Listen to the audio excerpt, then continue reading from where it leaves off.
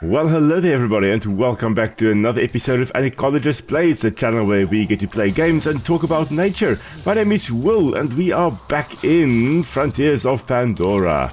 And we are just running through the forest. We have our next quest, which is to head up to the upper plains, and right over there we are going to be meeting the Zeswa clan, the next clan in the game here. So we are going to just make our way up there. I think we should be able to fly right to about up to here where the cave entrance should be, and then I'll meet you there.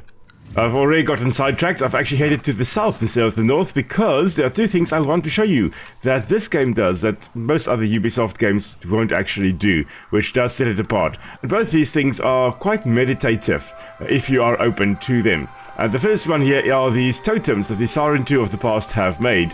And the idea here with these things are to actually find a spot somewhere in this area around it that you can observe the totem from, and that will then give you a sense of place to some extent. But as far as I know, if you do enough of these, you actually get certain rewards as well. I think it's some kind of armor that you actually unlock, the Siren 2 armor that you unlock as you do these totems. So that's quite nice. But the idea is you follow these arrows on the ground, and then they will show you where you need to go and look at this totem.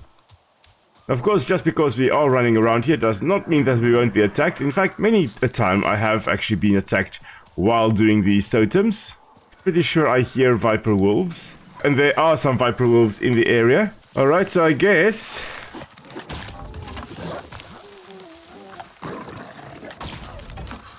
we're taking them out. And as always, thank you for these gifts. And after running all over the place, we have finally found the place from which we can observe. Okay, so every time you do these little totems, they give you clan favor. You also get to think a little bit about your place in the world and, you know, the things you see. But these are typical emergent trees. Trees that emerge and say so big. Things like Brazil nut trees in the Amazon, for example, are emergent plants. They will emerge over the canopy. They are so tall that they grow over the canopy. When the canopy is this main layer we can see everywhere. Oh, hello. A whole bunch of stingbats all over the place here. Now, if we have a look at the stingbats over here, you can see that, of course, they also have, like the ikran, they will have their two sets of wings, a very similar design with their wing bones in the front giving it some rigidity, and then the arms terminating in the claws at the front here, except that the stingbats here actually have two fingers standing out. That's not actually part of the wing, used to grip onto trees, whereas the banshee only has one. For the banshees, it's more important to actually have more of the fingers as part of their wings to give more strength, whereas for the stingbat it is more important to hold onto the trees because they do spend a lot of time up in the trees. And you can see here as they are flying, alternating their front and hind wing as part of the powered flight. Now, the stingbat is called the stingbat because first of all it resembles kind of a bat, but secondly it's got a venomous stinger at the back here, which it of course will use to incapacitate its prey. Now, they are omnivorous, so they'll be using it obviously to incapacitate their animal prey, but you know, fruit doesn't really require incapacitating. But they also have a mouth full of razor-sharp teeth over there, as you can see, which of course will grip onto prey animals when they are flying around in the canopy, amongst the canopy of the trees there to catch. And they say they catch mostly rodent-sized animals, so not really a danger to us as the Na'vi, although they do have a wingspan of about 3 meters, which is massive. The biggest bats we have on Earth would have a wingspan of about 1.2, 1.5 meters, so 4 or 5 feet, whereas this one will have a 10 feet wingspan, which is much, much larger. It's about double the size, more than double the size, which is extraordinary. Also a longish neck, long tail. The tail does probably not the best when it comes to helping them steer through the canopy. I think that's where the hind wings really come in. The long neck probably used to dart amongst the trees over here, amongst the branches of the trees, to actually grab onto rodent-sized prey that they are pursuing. Now, we are not really terrified of them. They're perfectly fine. They are apparently hunted by things like banshees, by the ikran, and also will be shot by sentry guns at the RDA facilities. So they really are decimated, yet they will be reproducing at extraordinary rates, and that means that they will be able to recover their numbers quite quickly. And then one last thing that I only really noticed now is that apart from the 2 sets of wings, this is a typical hexapede, which means that they will have 6 limbs, 3 pairs, and well, 2 of those pairs of course are wings, but they also do have feet, hind feet that they can also use to hold onto trees when they're hanging upside down like typical stingbats would. Okay, so that's quite cool. And we are just going to carry on because there is one last thing that I do also want to show you. And the second thing I wanted to show you is this, the memory painting. Now this is really more of a meditative style thing where you stand and hopefully we won't be attacked while we are here because there are some feral thanators in the area. But what you do for this one is you follow the key prompts and you kind of just have this nice ambiance, nice music playing. And then the idea is to keep your thingamajig, that little cursor, in the circle, unlike what I've just done there. And then of course it becomes a little bit more complicated, especially when you have to move 2 things at the same time, but your eyes can only really focus on one thing at a time. And then we've completed it. And after completing it, you get more knowledge about the world. So here then there's something to read about the rising spires, where we have just done this one. So that's quite cool. Then our character really just finds his place in the world. But now we are heading up to the upper plains. Now as we are making our way there closer to the cliff face, of course the memory painting that we have just done, you don't have to do it the way we did it. We have to keep the cursor in the circles. You can actually in settings set it to complete automatically, which means you can just have the meditative experience of, you know, completing it and just having this calm around you. You don't have to worry about, you know, doing stuff while you're doing it. Now this is the final facility we are going to be taking out. I think it's the ore processor alpha. We need to be close to level 20 to really take it out. I know there's this challenge where people are doing it at level 6 and 7 and so, but it takes a few hours to complete. You need to sneak around. You can't attack any of the enemies except perhaps the normal soldier guys. The amp suits are just way too tough. There's no way you'll be able to take them out. So yeah, we are going to stay out of this until the end. But for now we're heading to above the waterfalls, I believe, here, where there is a cave system we're going to follow to the upper plains. Now unfortunately we won't be able to fly initially, at least in the upper plains, because we are not familiar with the upper plains, and therefore our Ikran would also not be comfortable with the upper plains. Since we are bonded together, our Ikran will feel our insecurities and won't be able to, you know, take us around over there. So we have to carry on without her for now. Later on she will be able to join us. I do suspect this is the cave system. There should be a cave. Yes. Does appear to be the case. Goodbye for now, Temek. We'll see you again soon. Now before we head through the cave there, we have encountered a new plant, which is this wind-bent tree. And this appears to be a species of tree that's actually adapted to bending in the wind like this, growing as the wind is whooshing over from this side. It has started growing like this, and it's now very bent in the wind, hence the wind-bent tree. But there is also, occasionally, you can see them scurrying along the trunk. Maybe if we're a little bit away, there are actually some animals scurrying around on it as well. There we go, there goes a little plate-backed lizard. So let's have a look at them. There's another one. And well, this is it. This is the plate-backed lizard that we just saw scurrying up the tree there. As with all the other animals here, we've got the spiracles, the openings into their lungs right over here. And then it also, unlike a lot of the other animals, will have a hard carapace at the top here. So a hard shell, similar to an armadillo. And in fact, its scientific name, Latus cingulata, which technically should be Cingulata latus, actually means colorful armadillo. Because it looks like an armadillo, but it is, you know, very colorful here. Now, I'm pretty sure that the pinkish hue here is to blend in with some of the plants in the upper plains, because we don't find these animals in the Kinglor forest. Instead, they are up in the upper plains. So a pinkish reddish tinge actually makes them better camouflaged to the upper plains environment. And then the hard covering, of course, is to try and protect them against predators, although the upper plains are, of course, home to things like the cloaked panther, and Ikran would also be there, a variety of other predators. Really ferocious predators that I'm not sure how good a defense these plates are.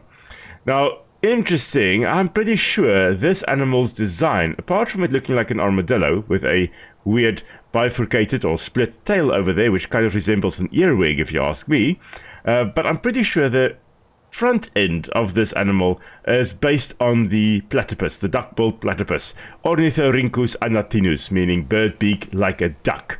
And you can kind of see it's like a duck-like shape there.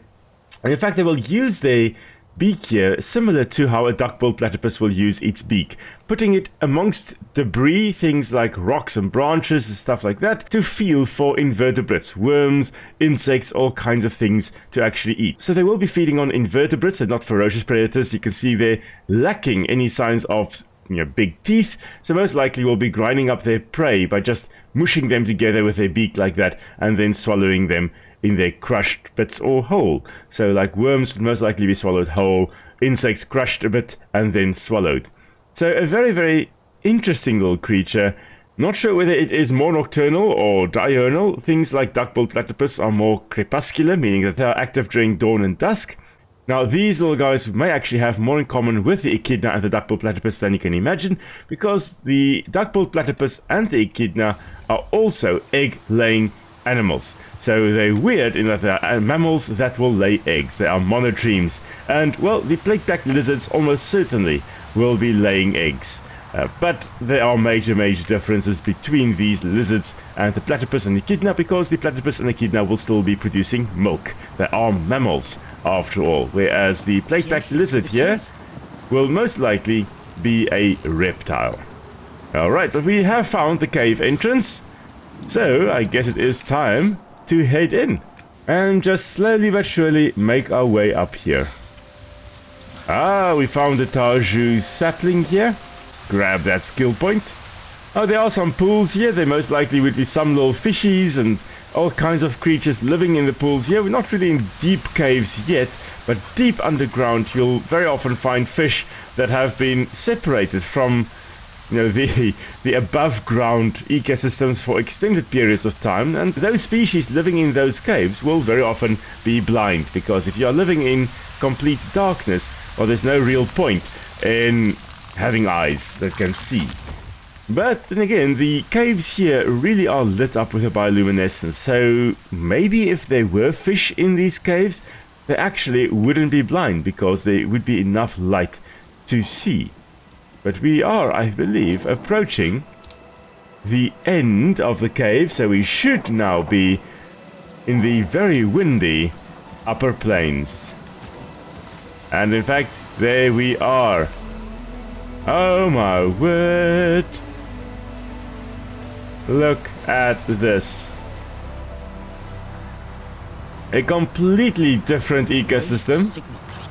Gonna raise the signal kite in a moment, but what we can see, we've got some... Ooh, are those blade heads? Yeah, those are blade heads. They're above our level already. There are some dire horses there as well. And then one of my favorite creatures in the upper plains, which we definitely shouldn't be messing with at the moment, are those creatures over there, the Sound Blast Colossus. And we are going to be having a look at them as we carry on, because now, goodness me, we've reached a new set of animals and plants to look at. So we've got shaded waterweed over here, not really growing in the shade, but it is kind of a waterweed. It's a typical hydrophyte, so a plant growing in the water and being completely dependent on the water for their survival. So these little water lilies or lily pads and the shaded waterweeds, all of these are typical hydrophytes. If there were no water here, they would in fact not be growing here.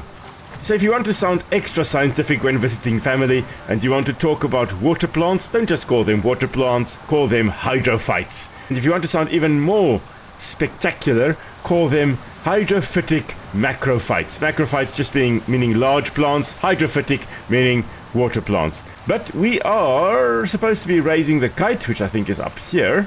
So let's just quickly do that. And up goes the kite.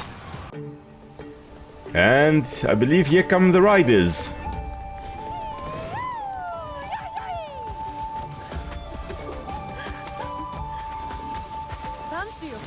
Nassim sent me.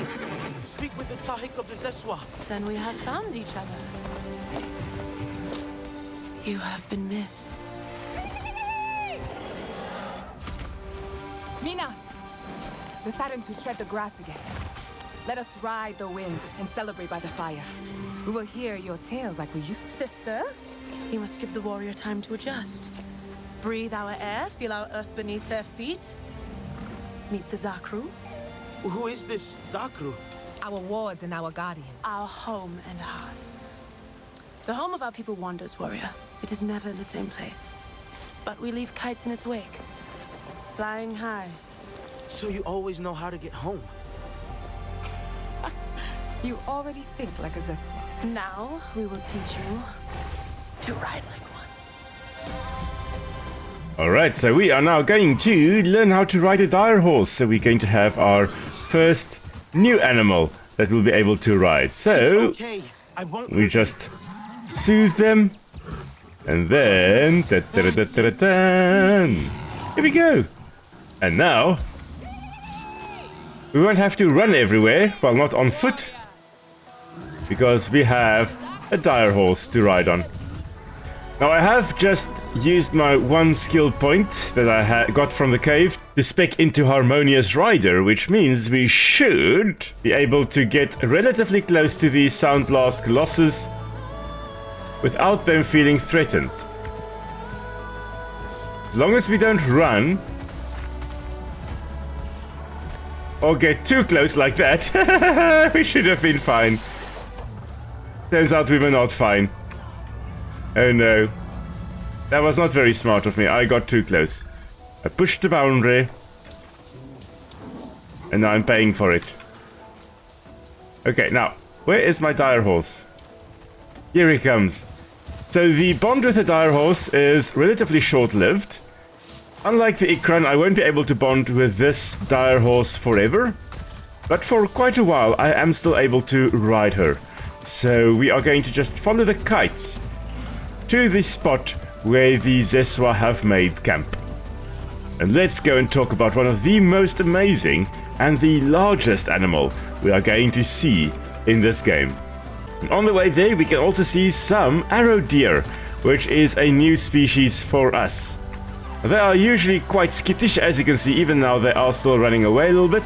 Later on we are going to get the skill, the apex skill, to actually run up, well, almost run up to them, walk up to them without having them run away. It's going to be quite an amazing skill to have, but that is quite some time away. These plants here are so fascinating. They're called cloud spitters because as you get close, as they sense the tremors of whatever you are riding or you walking, they spit their seed and their seed kind of goes flying. I didn't see exactly where this one would have gone. So the whole idea with the cloud spitters is that this parent plant over here doesn't want its offspring growing right next to it, but this general area is most likely perfect for them to grow. So it wants its offspring to grow in the general area, but not right next to it. And the best way to do that is, of course, to have a trigger mechanism to get the seeds to fly off into the distance, and there goes the seed. And now here, it has embedded itself into the ground. We can, of course, harvest it now. We can't harvest it because our cooking ingredients are full, but we could harvest it. And if we didn't, this would actually grow up to, well, not in the game, but if this were reality, it would grow up and actually form a new cloud spitter. Oh, interesting. I know we're supposed to go up to the Zeswa clan, but you know, I can't resist this. These plants are fascinating and they are exquisite quality, which is amazing. And the reason I find these plants so fascinating is this is very similar to a lot of the plants we have growing in South Africa, in the southern part of South Africa, in the fynbos biome, where they are adapted to fire. Now this plant, as you can see, is extremely dry. It has reached maturity, it has flowered, it most likely is dead at this point in time. But at the top here, it has these cones, and these cones are what we call serotinous organs. And serotiny refers to keeping your seeds safe against fire, especially in fire-prone environments, which grasslands would be, keeping your seeds safe in these organs. And then once you have actually burnt releasing the seeds, opening up these pods, opening up these fruits to release the seeds. And a lot of Proteaceae, for example, will do this, both in South Africa, but also in Australia, where they also are quite numerous and growing in fire-prone environments. So they keep their seeds safe in these cones, but they also want to burn so that these seeds can be released. And they therefore promote fire by being dry and highly flammable. And due to the dry nature, and due to the fact that they actually contain a lot of volatile oils, if we go and shoot them, they will actually burst into flames. But not only that, we're also going to, with them being exquisite quality, we are going to go for the absolute best quality, which is pale fire seeds. And the way to do that is to just shoot them as normal, get them to burst into flames, and then shoot them with lightning. Okay, so let's see whether that worked. Got the normal one. I don't think this one I shot with lightning, so it's supposed to just be the normal fire seed, indeed. This one I did shoot with lightning. I'm not sure whether it is going to be the pale one. It is indeed. So, you don't have to wait for a thunderstorm. Normally what would happen is you'd have to wait for a thunderstorm to actually, for lightning to actually hit these plants. You don't have to wait for that. You can just shoot them with your shotgun with the storm ammo equipped, and that will give you your pale fire seeds. So, like all of these plants, the fire seeds here adapted for life on the plains where fire would be relatively common. The fire actually will keep out most of the trees from the area, so trees don't really have a chance. Even if there is a high rainfall here, the trees won't have a chance to actually establish. And there go our first predators, the cloaked panthers. Hello there. We're just going to keep on running. Hopefully not be attacked by them. But yeah, as I was saying, even if there is a high rainfall here, you won't have forests establishing here because of fire in this area. And that's all over the world. You'll also find that even in high rainfall areas where I am, for example, you will be able to have forest growing here, but only in areas where there is no fire. Wherever you have fire, instead you will have some other shrublands growing, things like fynbos or grasslands growing. Alright, so here we are, I believe, approaching the Zeswa. They should be right up the ridge here, if I'm not mistaken. And we already have a whole bunch of these red, I think, bloodleaf trees, if I'm not mistaken. So called because their leaves are blood red. So bloodleaf trees indeed. And you can see their pollen being blown all over the place here. And typical wind-pollinated plants, they need to produce a lot of pollen in order for pollination to actually occur.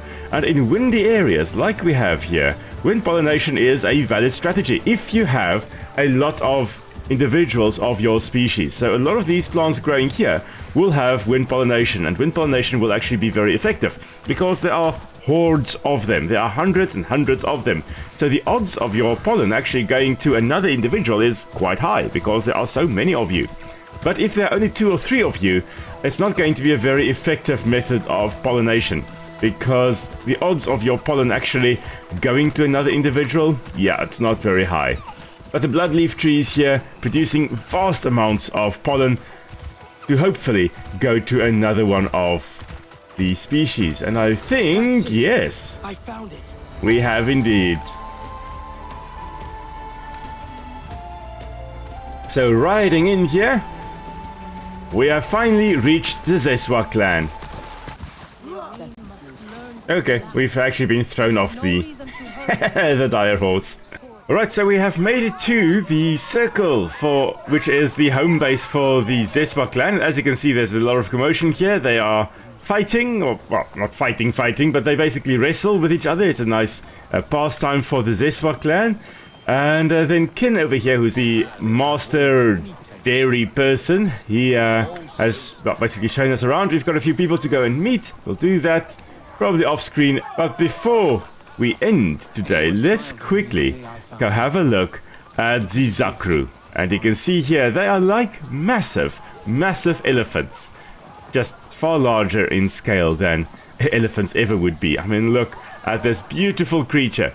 Now, interesting that it's mostly hairless. It's got a few hairs at the top here, but that's about it. I think this is a youngish one. Probably not.